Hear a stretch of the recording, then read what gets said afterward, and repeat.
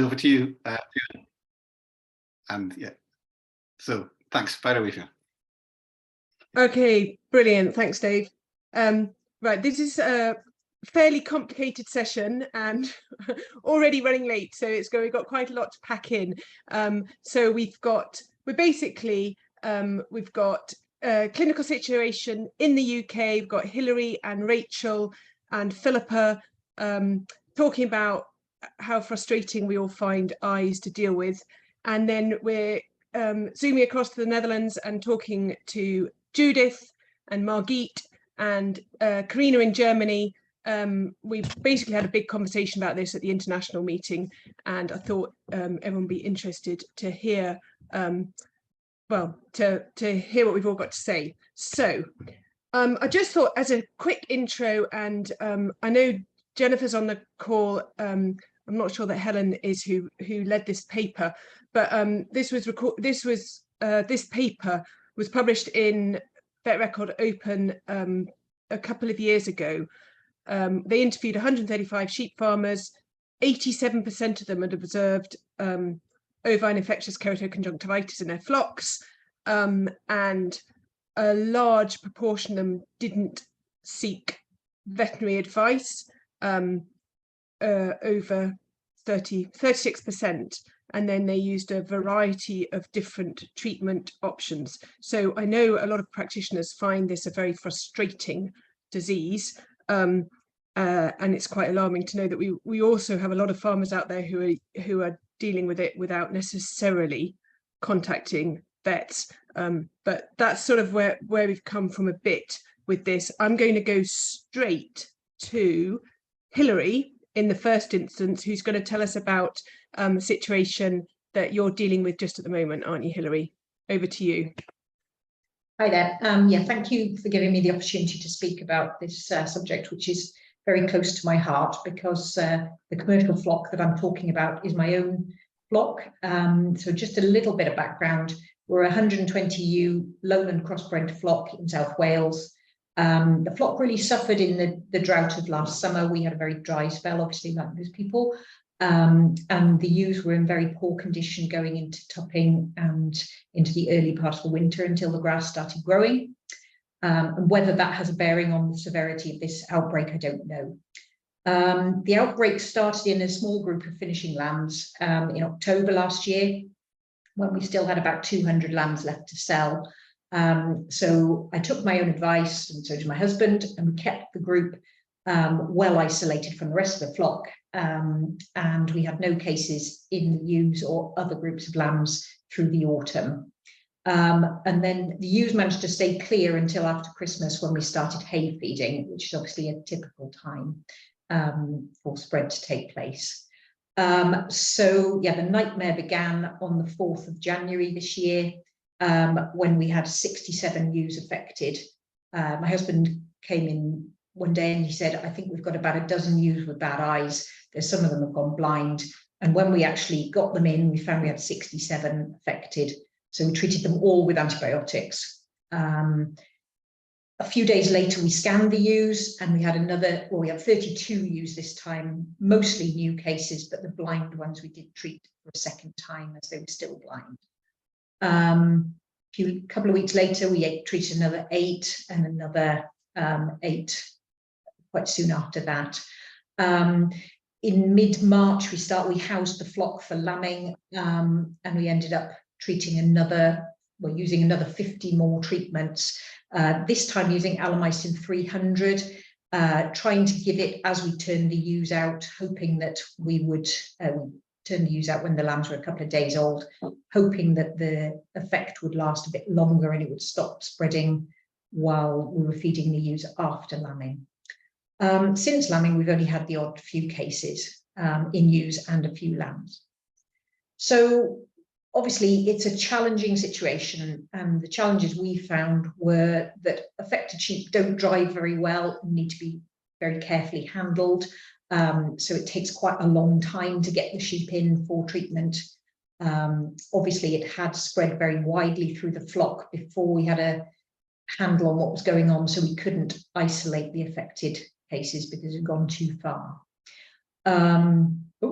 Okay. We also have problems with feeding. We know that feeding forage and trough feeding in the winter will increase the spread. So we were very fortunate that in February we had a very dry spell. So we were, as well as being able to move our sheep to our neighbour's farm for better grazing and in small groups, we were also able to scatter feed the cake rather than trough feed, so that they didn't come into such close contact during feeding. And we felt that that helped quite a lot to stop the spread during that period. But obviously housing was a big nightmare. Yeah, we had problems there. So the lessons learned were that long-acting tetracycline does seem to be very effective, but it is only a short-term treatment. Some or even all cases may self-heal, but in a practical situation, you cannot predict which of the 67 sheep that are affected will go blind. So you can't keep those ones in and leave the other ones to self-heal, which would be, be great if you could. Recurrence is really common. 5% of our flock had 3 or more treatments. You can see from the spots on the rump of that one there on the right that she's got 3 different colour spots. The orange is right at the start in January, and the green one shows that she was affected again at lambing time. Other things we learned was badly affected sheep are almost impossible to catch in the field and will happily run into the fence or hedge. We did have one that ran into a dried up pond. Luckily there was no water in there, so she didn't drown. Bringing sheep in increases spread and is obviously really labour intensive. And basically the whole experience is really stressful. And it, on the antibiotic front, it did lead to a huge increase in use. So in our first quarter this year, our use has gone up to 30 milligrams per kilogram, which is a little embarrassing for a vet, but there we are. So the future for us, obviously, next time, if we get it again, we'll know that as soon as we see a case, we will isolate it more strictly. It worked really well for the lambs. I wonder whether housed animals could be monitored better for self-cure and allowed to heal whilst they're kept safe and kept closely monitored. And I would probably try using non-steroidals rather than antibiotics as a first line for those cases. And whether I'll end up culling my 5%, I don't know, but that's just a question for the future. So yeah, that's a whistle-stop tour of my case. So I'll let you move on to. Brilliant. Thanks, Hilary. Thank you very much. We're not going to pause on that. We'll go straight over to Rachel, who Rachel, talk us through this is your experiences with pink eye. Yeah, a good impression of you there, Rachel. Yeah, no, I just find it really, really frustrating. We see cases every single year. Some flocks have them year after year. And it uses loads of antibiotics, and I don't know whether the antibiotics really make a difference or not. So a couple of cases. So our first case is a closed pedigree breeder. They hadn't actually purchased any animals for several years, so they were really wondering where the outbreak had started from, until I questioned them quite closely, and they did say they'd had a little break-in from some neighbours' sheep into a group of ewes about a month before the outbreak had started. But those sheep had seemed perfectly healthy, and so they hadn't really thought anything about it. So the outbreak started a couple of weeks before tupping was due to start. It started just with the odd couple of animals which they brought in, isolated and treated with long-acting antibiotics. We had a chat, and I advised them to try not to do anything that gathers the sheep together, so no trough feeding, bucket feeding, that sort of thing. Try and keep them spaced out as possible. But unfortunately, they continued to get more cases. And given that we were 5 days away from tupping, and the knock-on consequences potentially of trying to tup blind ewes or potentially blind ewes and painful sheep, we decided to treat the entire contact group with Alamycin 300, but to continue to isolate any with actual visible lesions. And that seemed to work. We didn't have any cases for 2 weeks. But then a few weeks later, they started to come back, new cases and repeat offenders. The owners were getting very stressed. It's in the middle of tupping. They were really worried about what it was going to do to their lambing percentages.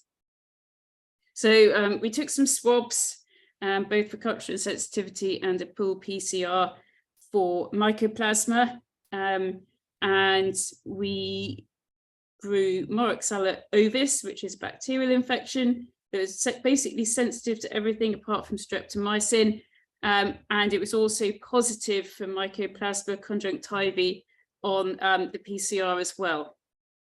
At the time of taking the swabs, the Alleamycin 300 was repeated in that same affected group, and at that point in time, pink eye powder had come back, so we tried some terramycin powder in the eyes. Again, they seemed to respond to treatment, but again, they relapsed. So we tried some Draxin, again, got them better, but some of them relapsed. And I talked to the farmer afterwards, said she didn't think that any of the treatments were any better than any of the others. And all in all, eventually it died down by the middle of November, sorry, and went away. But will it come back next year really is my question on that one. So second study, which is in some finishing lambs. Again, it's a semi-closed flock. They only purchased rams. And this one happened again in late autumn. And the owner noticed several lambs with half-shut eyes. They'd had pink eye the year before, so he assumed it was pink eye and had some Oxytet, so he just went ahead and treated it. It was only for like 5 or 6 lambs. He just went ahead and treated them anyway because he thought he knew what he was dealing with, but nothing happened. So he called us in, had a look. It didn't actually look like pink eye at that stage in time. It looked much more like a cow with listeria. Basically, we took some swabs because it did look a bit odd. So the swabs came back with a interesting bacteria called Burholderia cepacia, which luckily the SAC knew more about than me. And they did confirm that it has been found in other eye lesions.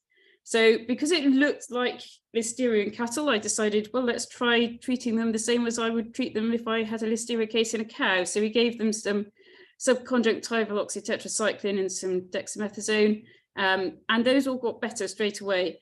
So once I got my culture back, knew it wasn't anything else, I taught the farmer how to give subconjunctival injections because it wasn't too many animals that were involved, which worked perfectly. He did say he never wants to do subconjunctival injections in a sheep ever again, so hopefully it won't come back, but it did work. So the main thing I learned from the SAC about this particular bacteria is that it's quite common where fertilizer composed of waste is spread, and this farm has a biodigester on it, and they spread biodigestate. So I do wonder whether that might have been the cause of the outbreak. They did also say it could be that the bacteria is secondary to mycoplasma, with the mycoplasma lowering immunity, but because we had such a good response to the subconjunctival injections, we didn't go ahead to do the mycoplasma PCR.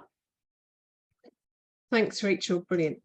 I'm just going to go straight over to Phillipa, who did a little BetSpec study last 2 years ago or something, published in May 2021. Yeah. Go ahead, Phillipa. Yeah, so we so myself and Marnie Brennan from Nottingham University looked at doing a kind of a best bets question based upon do macrolides resolve clinical signs in sheep with infectious keratoconjunctivitis more rapidly than oxytetracycline. So the clinical scenario, this was based around clinical scenarios that we all face, which Rachel and Hilary have just described really well, and I think very common to what we all see. So this was a visit to a flock 6 weeks pre-lambing, the start of eye infections, and the farmer requests a stronger antibiotic because his neighbour has used a better one. Obviously, the neighbour would have a better drug. And so the vet was asking the question on vet forums, is there a better treatment to use rather than injecting oxytetracycline? So we looked at how to evaluate the evidence and posed that question, and tried to do a search to see if we could actually get an answer. If you move that on. So the findings, so our last search that we did was in March 2021, preceding this paper. And we looked at 53 papers in a Medline search and 177 papers in a CAB search. And we managed to find one relevant paper to answer the question or start to answer the question. And that's referenced there at the bottom of the slide. And it was specifically looking at the clinical efficacy of different antimicrobial therapies, of which in that study, they looked at oxytetracycline and a macrolide antibiotic as well. This part of this paper looked at 8 farms that had a recent outbreak with 20% morbidity of pink eye, and they had a number of different groups, but the groups that we were interested in were those that used we're comparing on those farms oxytetracycline and spiramycin, which is a macrolide. The similarities were that they were all of Texel breed. They were all over a year old in this group, and they had 2 treatment groups of 30 animals or 34 animals in each one. And initially they assessed the eyes and gave them a combined score, and then they re-examined them at different stages, 2 and 4 days on one farm and 4 and 9 on the other. So you might be starting to see a few weaknesses in this particular study. Sorry, I forgot to mention this was in 1983, this paper. I don't know if it said that on there. And so in their initial findings were that there was no significant difference in ocular scores on either farm between the different treatment groups, so between the different antibiotics that they used.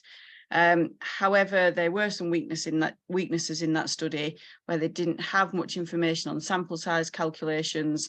They used different dose rates, and there was limited information on the statistical analysis or on how they approached assessing the eyes and giving them a score. I think there was differences there clinically. And so if you were to replicate that study, it would be very difficult to actually do. However, in conclusion, it was the only comparative study to date of those 2 drugs, classes of drug. So we couldn't confidently answer the question other to say that we know that the main pathogens that we see, although what Rachel just described throws a caveat into that, which is really interesting. But on the whole, they are sensitive, those bacteria, to those 2 classes of antibiotic that were used in that paper. Thanks, Philippa. That's brilliant. I do realise I really, as a chair, I've done this really badly, and I haven't properly introduced either Hilary or Rachel or Philippa. But anyway, they had their slides nicely branded, so you could see exactly where they came from. I'll try and do better now with our European colleagues. I'm going to start with Judith, who I met at the International Sheep Vet. So Judith is probably better introducing herself a bit, but you're working for Provinos. And Judith, do you want to, as I know you've sent me some stuff about your cases, but just introduce yourself and talk about what you do with your clients. That would be really helpful. Yes, okay, I will do it. And sorry for my English. I'm better in Spanish, so I was more in Sevilla. I had more my time than I'm here in this Zoom meeting, but it's really very interesting to hear all your experiences. Well, I'm a veterinarian. I had a commercial flock from about 2,500 sheep.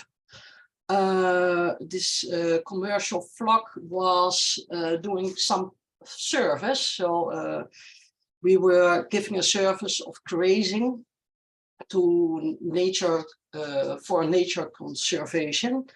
And that was all a service paid by the government or by cities or by nature conservation organizations. After 10 years of having this flock, I started in a Provinos, we call it, not Provinos, but it's Provinos in Dutch. And that was because of a lot of those companies, those commercial flocks were more or less linked to our company. And at the moment, I have about 35 commercial flocks under my supervision, with in total about 20,000 sheep. I was just calculating about 80 flocks with a shepherd and its dogs doing some, we call it grazing services. Fiona asked me to tell a bit about our way of treating zere oogjes. I already saw it with those zere oogjes, we call it, or pink-eyed. And I'm, how do we say it? Now, we do not treat at all with alamycin or oxytetracycline injection. And I think that's because flocks are also very big. So we, more, we do not like to inject with oxytetracycline a whole flock. But we see if an infection is introduced into a flock, the first introduction is really a very heavy infection, and maybe you can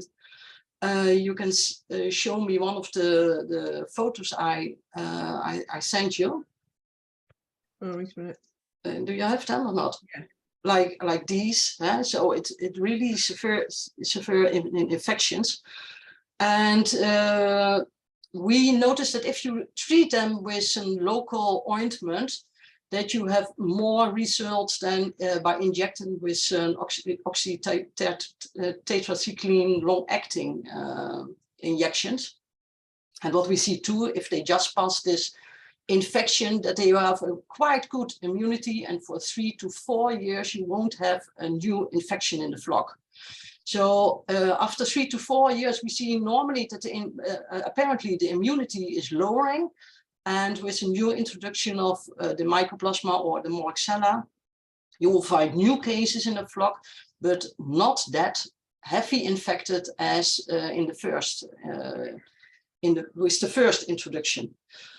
Normally we treat with a local ointment, as I said, and we use chloramphenicol ointment or oxytetracycline ointment together with a vitamin A ointment and acetylcysteine, and that's a mucolytic. And it's a very intensive treatment because you have to apply the ointment 2 times a day. But we have really very good results with it, and even the eyes that you think, okay, that won't be those will be lost eyes. You will see clearance of the eyes, and for example, from this flock, there were 250 ewes. We had about, it was a first introduction. I think about 90% of the animals were infected. And finally, after 6 weeks of infection, that it passes from one ewe to the other, and the treatment of the most severe cases, finally all ewes were fine after 6 weeks. So this is, if you have any cases, you can just ask me in the, we call it vergaderchat, in the chat. Yeah, we will. I'm just going to go back, Judith, to here this slide that you specifically said that you don't intervene. What we're interested in is how you know which are the ones that are going to get bad. They will all get back. They know. If it's a first introduction, I think all the, as what I see, and also in my own flocks, they finally will get all an infection, and some very severe, and some you won't see any, or they are only, it's a conjunctivitis, so they will only have more, some more fluid, how do you say it, and an infection and the conjunctivitis. And some will get really very keratitis, as we call it. And but I think they will all get it. Or we see they will all get it finally. And we just leave it like that because then we know that we will get an immunity and it won't come back for 3 to 4 years. And yeah, and that's also the reason why we do not want to inject with alamicina, with oxytetracycline, and we don't do that. We don't inject with antimicrobials. Mm-hmm. Okay, let's hold that thought there, Judith, and we'll hear from Margit and Carina, and then we will have a debate with all of us after that. So I think Margit and Carina are going to do their presentation together, aren't you, Margit? Do you want to do? Yep. You do the intros, Margit. That'd be easier. Thank you. Yep. Thanks, Fiona. Hi, I'm Margit. So I work as in a first opinion practice in the north of the Netherlands. I trained as a small ruminant specialist at Bristol. And through the small ruminant specialization, I know Carina, who's also a European small ruminant specialist. And she works not far across the border from where I live. So her lab is about an hour and a half away from where our practice is. I'll introduce our study. So this is one of my largest flocks that I look after. It's the same type of flock that Judith just explained. So it's a conservational grazing flock with 800 breeding ewes. And October 2021, the farmer rang me with that out of a group of 200 ewes, some of them showed blindness. And he did mention that 1 day before or 2 days before he found one animal that was blind, but the rest seemed fine. But at that time, there were more, and when he rang me, he didn't know yet how many they were. But when I arrived, it was clear that a lot of them were either uni or bilaterally affected, and it was mayhem in the field. So the full, well, as we've heard, it's difficult to keep them together. The whole flock dynamics were just ruined because they couldn't see each other. They didn't know where they were. The field was rough terrain, so it's not this flock that's affected, but it's this field. So it's uneven terrain. There's ditches, there is hedges, there's trees. It was disaster. It's big. There's no real fence to guide them past. So in the field we couldn't actually do much examination because we really couldn't get them. So as you can see, this poor lady we could catch because she'd actually fell into a ditch. So we'd taken her out. We could actually have a look at her, and we could clearly see the tear staining. Yeah. But at that stage, we said, okay, we can't really do anything with the flock. We need to get them in because this is disaster. And it took them about 2 hours. And this is a flock that's normally shepherded with dogs, so they're really, really used to being moved. And it took them 2 hours to get them together because the whole dynamics was just all over the place. So it was very stressful for everyone involved. So when they were finally in, this is what we saw. The flock was, apart from the eyes, was fine, but it was about 70% of the ewes was affected.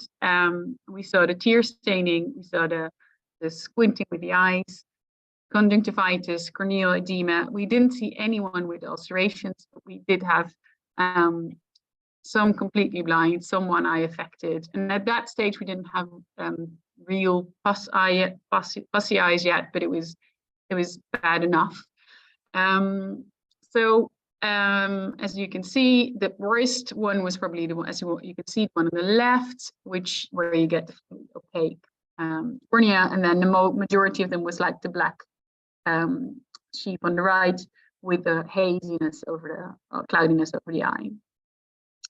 At that moment, I thought about what could this be? It's either Mycoplasma, Listeria, Chlamydia, or Moritella. And the biggest issue was that they have 4 groups of 200 ewes that were all going to be housed in 3 months' time in the same building. So we knew that if it was going to spread to the other groups, it was going to be a disastrous lambing time.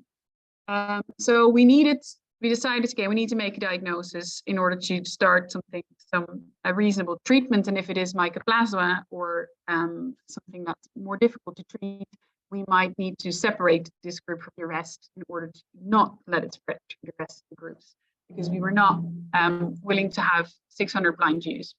So we decided to take some swabs, and they were sent to Carina's lab. And in the meantime, we did have to do something. So we decided to treat the ones with clinical signs with long-acting tetracycline, and we had to house them. There was no way we couldn't house them, and we knew it might worsen the spread, but we didn't have any other choice, so they needed to be housed. And I think Carina now is going to tell you what we did with the diagnostics. Right, thank you very much, Margit. So yeah, I'm Carina, and as mentioned, I'm working in a private diagnostic lab based in the northwestern parts of Germany. And beside the diagnostic services we offer, we also produce autogenous vaccines. So this is where we will come to at a later stage. But now let's have a look at the diagnostics. So the swabs Margit sent in were streaked out on normal blood agar and incubated for 72 hours at 37 degrees. The cultures that were growing were characterized by Malditow, and after cultivation, the same swabs were used for PCR in a pooled approach to save some costs, and the DNA extraction of the isolates was performed by routine molecular biological techniques. Real-time PCR for Mycoplasma and Chlamydia species was performed.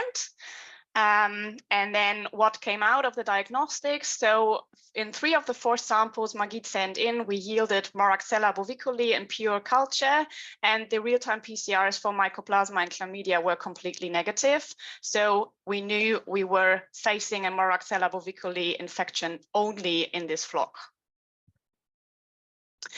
Generally speaking, so not only for this case, but like a take-home message for diagnostics in pink eye, for the differential diagnostics, speaking about chlamydia, listeria, Moraxella, and Mycoplasma as the most common ones, bacteriological culture for Moraxella is easily performed, right? So you just need classical media for bacteriology to take your swabs like Amy's or Cole or whatever, and send it into your lab cooled under express services, and the culture within the lab will take approximately 1 to 3 days. If you want to check for Mycoplasma by cultivation, you would need to request for special bacteriology culture, and you also need to consider that also during sample taking and transport, you would need to use special Mycoplasma medium.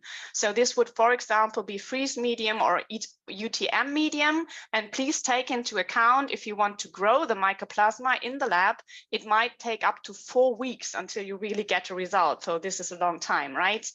The fastest and easiest way to check if you just want to know which pathogens are present, you might go for real-time PCR for all of the different bacteria we just discussed, Mycoplasma, Chlamydia, as they are difficult to cultivate, Moraxella and Listeria. Here you can just use dry swabs without any medium, please, because some of the media do disturb the outcome of the PCR, right? So if you know you want to go for PCR, take dry swabs. And the advantage is that once they arrive in the lab, you usually have the results within 12 to 24 hours, right? So this is really fast. And if you just want to know what's going on, go for PCR. Another advantage is you can pool up to 5 samples for 1 PCR investigation in order to save costs and have a better overview. So taking more samples of the flock, right? Because you see monovalent infection, but you do, as the one case where we found Mycoplasma as well as Moraxella, we do also find mixed infections, right? So just to be sure that we do not miss anything. So while I was waiting for the rest results, or at least we had to do something, but in the meantime, one of the other groups that had not been in direct contact with the one flock, but had been handled with the same gates, they showed the same signs, and we really wanted to prevent this from happening during lambing time. So we also discussed mixing the groups together to get them through the disease before lambing, but instead we decided to go for the autogenous vaccine because Moraxella is a very common cause of pink eye in the UK or the US on feedlots, and they use a lot of vaccination for that. So that's how we sort of came up with that. And I knew Carina had done that before.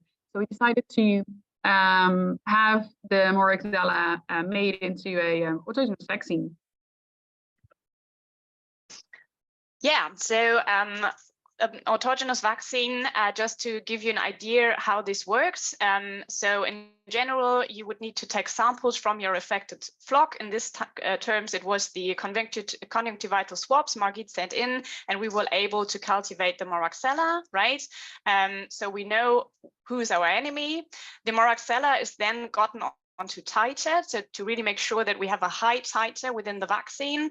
All autogenous vaccines that you might apply within Europe and also within the UK need to be inactivated, so there's no other chance, right? So the bacteria after propagation will be killed, safely killed, so that it's a classical inactivated vaccine. And in order to get a good immune response, usually this inactivated antigen is then blended with an adjuvant to really address the immune system and stimulate the immune system. And then the flock is vaccinated, and after vaccination, hopefully they will build up some responsive antibodies to really get the flock really protected against the disease when it then hits again. So this is the basic procedure of how to produce an autogenous vaccine. And in general, as Margit already mentioned, in the US, there are several studies on the use of autogenous vaccines against pink eye, Moraxella, as well as mycoplasma in feedlots and cattle, but also in sheep and goats with very good results. So this is why we also at our end gave it a go in cattle, but as well in sheep and goats. And when Margit came up with her specific client or her questions, we knew that it would work if you take some specific details into account. So you need to isolate the right strains. You really need to know who's your enemy, right? You need to get them from diseased and untreated animals. You need to get the antigen on a high titer, and you would like to use an oily adjuvant as an immunomodulator because, as I said, it's inactivated vaccine and you want to boost the immune system. The advantage of an autogenous vaccine is that it's very flexible, so the vaccine can be updated with every new isolate, with every new batch. And the other advantage is that you can combine several bacteria. If you, for example, did not only found the Moraxella, but also mycoplasma, you might mix them together in one and the same vaccine.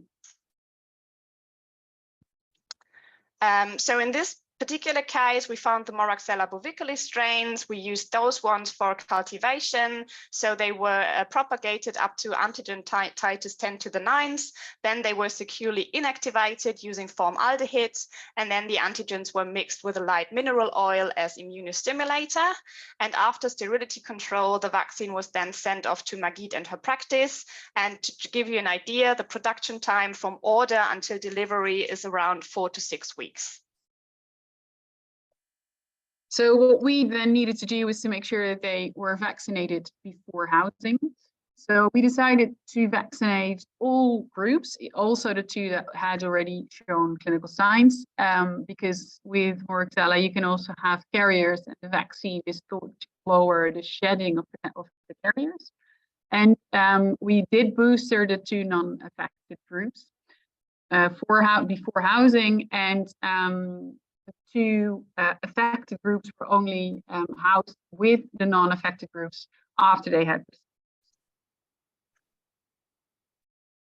Yeah, so in generally speaking, as we talk about inactivated vaccines, when we talk about autogenous vaccines, they live from the booster, right? So you would have to apply a basic immunization, meaning you give 2 shots of vaccines 2 to 4 weeks apart. And then you can say approximately 2 weeks after the second shot, you will have a reliable immune response. So make sure that at least 2 weeks before you would address clinical signs, you have set the second booster. And actually here only the above picture really applies, because usually you see it in the adults, right, rather than in the lambs, or the lambs are already there. The lower one would rather be for infections or antigens where you would have maternally protection by maternally derived antibodies. So at the time of lambing, we had a few ewes in the affected groups that still showed some clinical signs. Not much, but we did have them. And it wasn't, none of the affected groups, of the non-affected groups, had shown signs at that time at all. So we remained fully clear of clinical disease at time of lambing, which was incredibly helpful. We didn't have any blind ewes, blind lambs, or whatsoever. Yeah, everyone during lambing time, we really, we sort of, at the moment of mixing the groups together, we really thought it was going to show how well the vaccine actually had worked, but it worked extremely well. And the flock remains free of clinical disease until now. So yeah, doing great. Brilliant. Yep. Thank you both.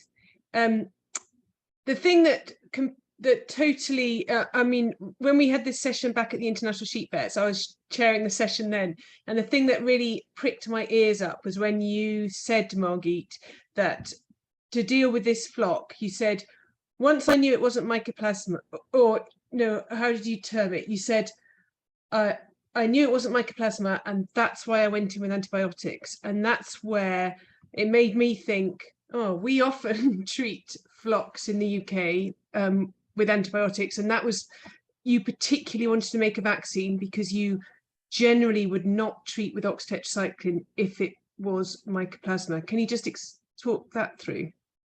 Yeah, so to be fair, this was also a learning case for me, because I've seen a lot of cases, but never in such an enormous outbreak where we really needed to contain it and before mixing. I think that, like Judith says, after I spoke to a lot of other clinicians and also farmers, the idea now and the empirical, how do you say that, evidence, I guess, is that actually if it is mycoplasma and you start treating, you're more likely to create carriers, and it just rumbles on. It just continues going on. Whereas if you don't treat, it's like Judith says, you give them actually the natural immunity, and it can last up to 3 to 4 years.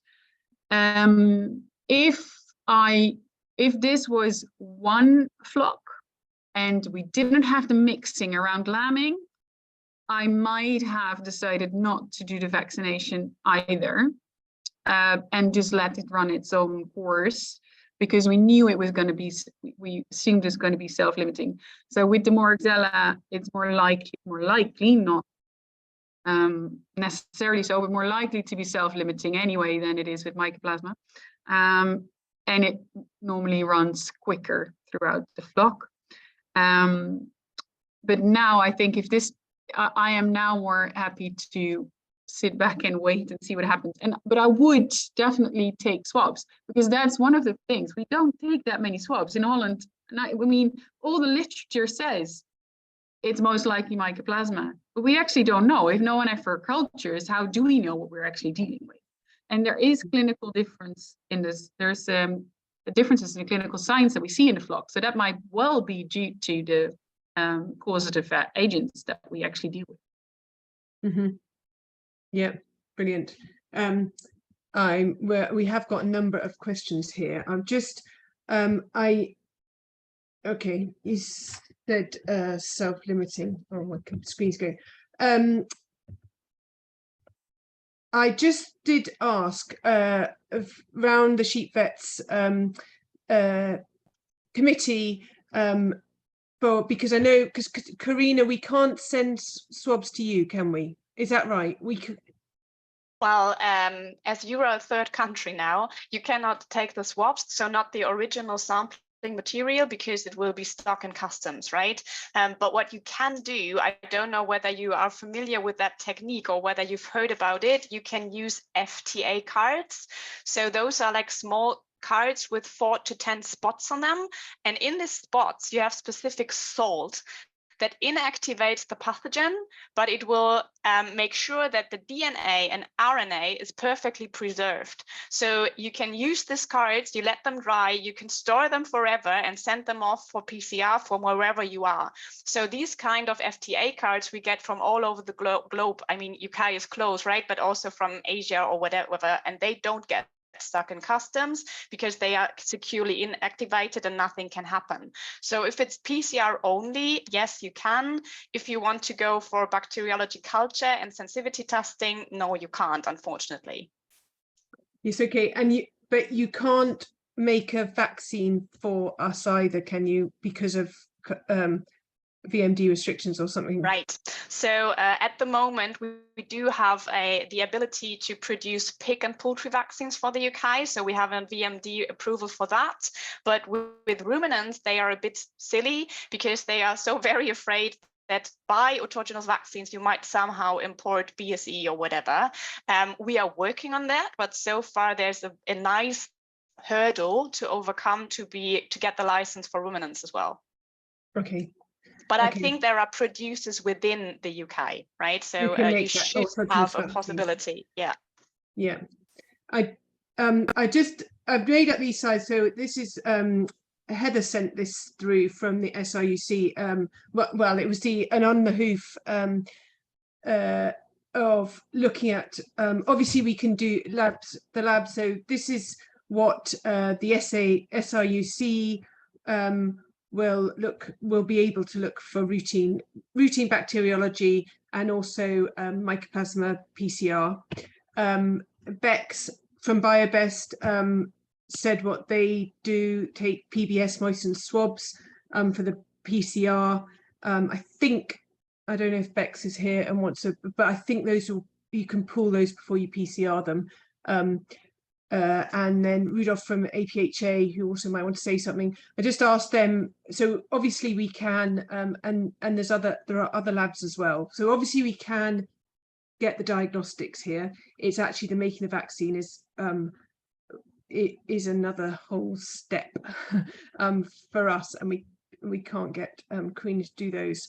Let me just stop sharing my screen because I want everyone who has contributed to who hopefully you're all pinned to the screen. That's really helpful, and we can go through questions. Anyone on the screen, do you want to, Rachel and Hilary particularly, do you want to add anything or any thoughts? Philippa? Well, I just look at the questions. Oh, that was a question. Oh. NSAIDs, non-steroidals. Would you use those, Margit, Judith, analgesic? Yes, we use them. Yes. And especially for the users with really painful eyes, and if they cannot see anything, yes, we use them. We use them quite often. Yes. Mm-hmm. Yeah, we would too. Mm-hmm. Yep. Okay, that's a big thing. I think Anyone who's following the chat can follow some of this in the chat themselves anyway, so I'm not going to read it all through. Go on. I was just going to ask about using topical ointment, because obviously we can't get any Oxytet or chlortetracycline ointment, I don't think now. I know you can import the puffer, but is that not using antibiotics as well? Judith was saying she doesn't use antibiotics, but if you're putting it topically, is that not doing the same thing? Is that not going to induce a carrier state the same as using injectables? That's my question. Yeah, that could be, but we have to experience that just by treating only the eyes that are really severe affected, just to stop the infection. And by using an injectable, we do not see more results than using an ointment. So we prefer a topical treatment instead of a systemic treatment. Sure. Yeah. But it doesn't increase the risk of getting a carrier. No, I don't think so. No. Yeah, the point is that once it's in a herd, and what I said, we see that every 3 to 4 years it will come up again, the infection, and you see it passing through the ewes again, but not in such heavily infected eyes as for the first time. If you have really a first introduction, it's really, really bad. But after that first infection, they will get it again, but after 3 to 4 years, and it will just be a light infection. So how would you deal with an extensively managed flock that has a high level of infection? Would you just treat them? You're saying you treat them twice a day for a few days. Yeah, that's very difficult. How do you deal with? Yeah, now today I heard she's living here nearby. She has 600 ewes, and they said, well, you have to treat them individually. And she said, oh my God, that's not possible. So that's not what I'm going to do, because I do not have the time. And I said, no, you only treat the really heavily infected when you see the pus coming out, and when it's really bad eyes, they cannot see because they're completely blind. Take them home, because they will get lost from the herd because they don't see. Take them home, and only those cases you will treat. The other cases with only one eye blind, or when it's just troubled, the eye, you do not treat. You only treat the affected, really heavily infected eyes. Judith and Margit, what's the response from the farmers when you are suggesting, not to treat? I'm interested in how they perceive it or receive that advice. Yeah, now yesterday Yesterday I was with another flock, and I saw one with an affected eye, and I said, well, tomorrow I have a presentation, or a small presentation, a meeting for the UK, and there it's more normal to use or directly treating all the ewes with oxytetracycline. And he said to me, no, you don't mean that. You're not going to treat them. Are you really going to inject all the ewes when you have infected eyes or pink eyes? I said, yes. Probably they are doing it like that. So he said, well, that's really bad. Sorry. It depends. It depends on the farmer. Because so for Judith, she's been doing this for quite a few years. So her farmers already know the answer, probably. They're used to me. Yeah. So for me, I've only recently started applying this. Because before I would have said, yes, you need to treat them as well. But our farmers are fairly sensible, not all of them, of course, but they need to be aware of antibiotic use anyway. So some of them will be more happy to not treat than others.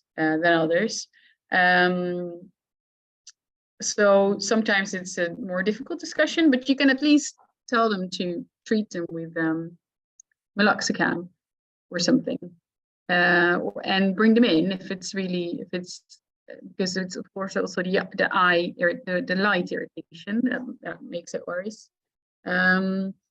So it depends a little bit on the farmer how well they respond to this, and some of them are really happy to not treat, and others are less likely to not treat. So depends a little bit.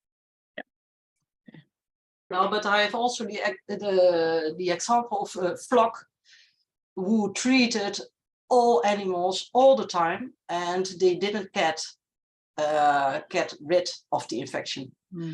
So for them, it was really a problem that all the time, the whole year long, they had animals who were blind, and that's an example of how it's can also go, when you just treat all the animals so that they cannot get a real good immunity against the infection. Yeah. I do see a really sensible question from Jonathan there. because that's a big difference between the two systems, because the vast majority of our flocks will be closed. So they won't buy in replacements. We do not have stratified sheep system. So we don't have to buy in replacements. So they will keep the immunity going. Mm-hmm. Rebecca, have you got a question? Do you want to? It was a sort of comment slash question. I'm no expert on this, but I do have my own sheep, and I have had cases in my own flock over the years, and they are really frustrating. And I have found myself thinking, oh, I've treated some of these multiple times.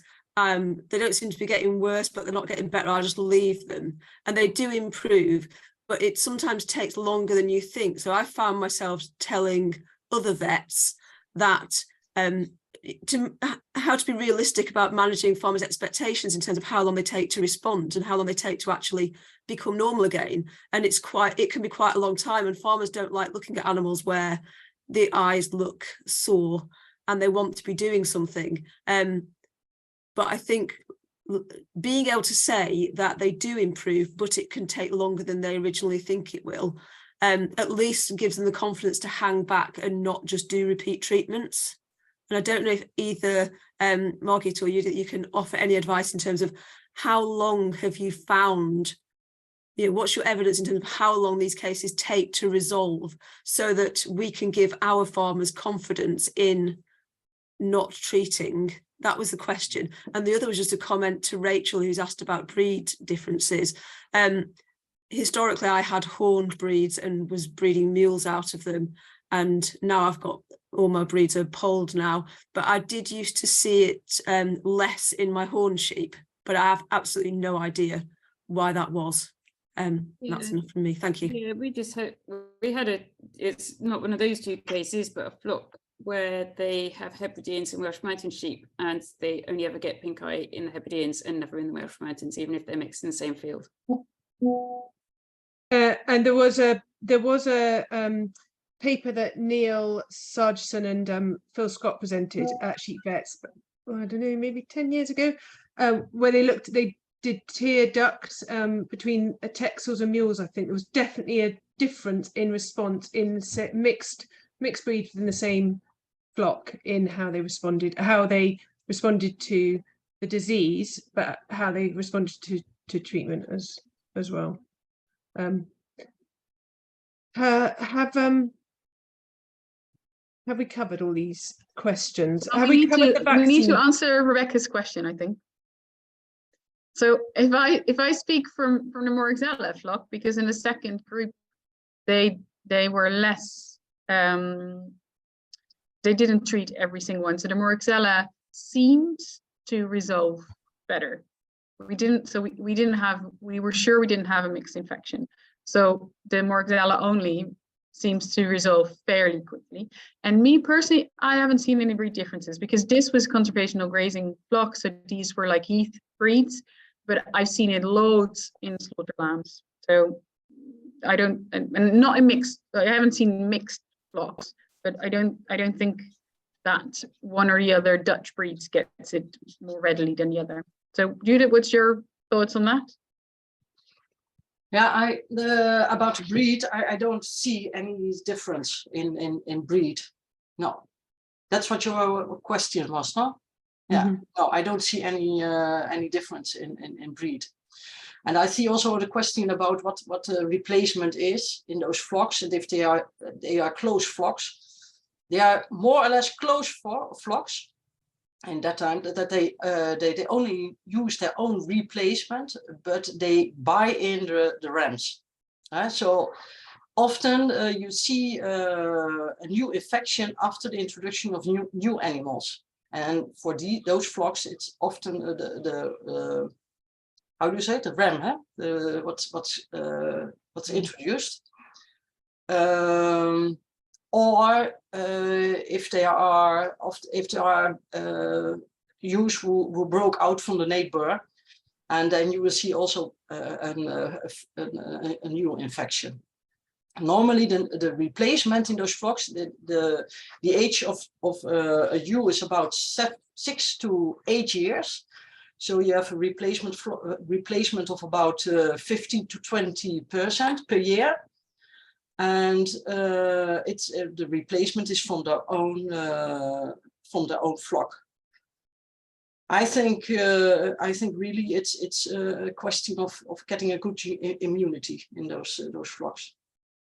Yeah. Mm-hmm. Okay.